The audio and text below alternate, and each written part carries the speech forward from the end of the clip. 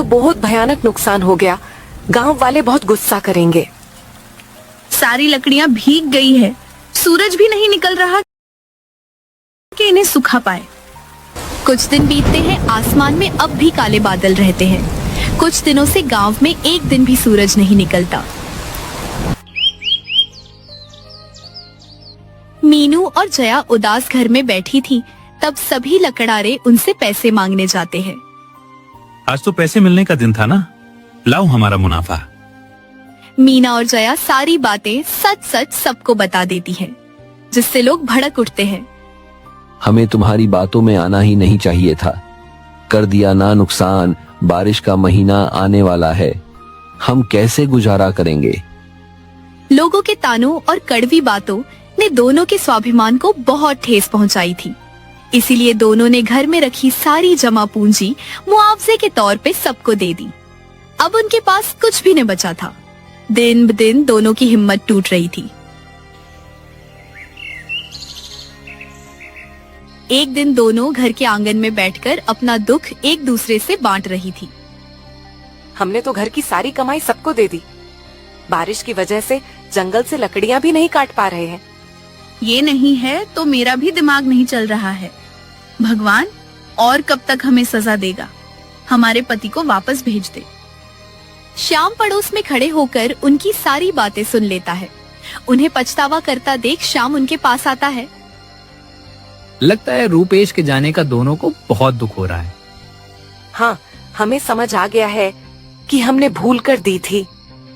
बिना लड़ाई झगड़ा किए एक सुखी परिवार की तरह कैसे रहा जाता है, ये हमें अब समझ आया है। चलिए मेरे साथ, मुझे आप दोनों को कुछ दिखाना है। इतना बोलकर श्याम उन दोनों को अपने घर लेकर जाता है। रूपेश श्याम के घर में बैठा था। दोनों उसे वहाँ देखकर हैरान रह जाती है। आप यहाँ हैं? आपने हमें बताया क्यों नहीं? तुम दोनों यहाँ क्यों आई हो? जाओ यहाँ से। हमसे ऐसे नाराज होकर हमें और मत तोड़िए।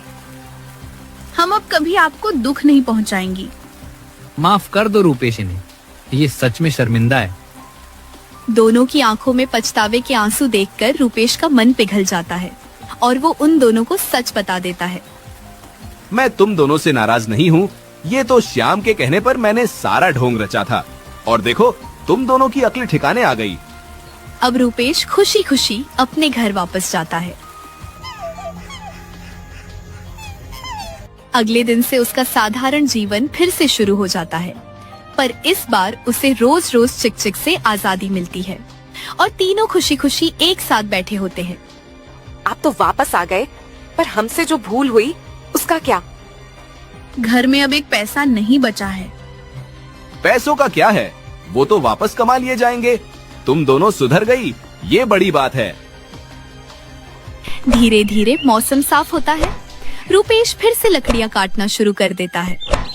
इस बार मीना और जया अपनी चतुराई का इस्तेमाल करती हैं और उन लकड़ियों से तरह तरह की टेबल कुर्सी बनाती है। लोग बड़े शौक से उनसे टेबल कुर्सी खरीदते हैं और देखते ही देखते वे लोग बहुत धनी हो जाते हैं। वाह रे रूपेश, 2 पत्नियों की कमाई में खूब उड़ रहा है। लगता है इसलिए तूने 2 शादी की थी कि उनकी समझदारी का फायदा उठा सके। बाजार में बैठे रूपेश को लोग अब भी 2 शादियों का ताना मार रहे थे। तभी जया अपनी चुप्पी तोड़ती है और सबको सच बताती है। आप सबको क्या लगता है इन्होंने स्वार्थ में 2 शादी की?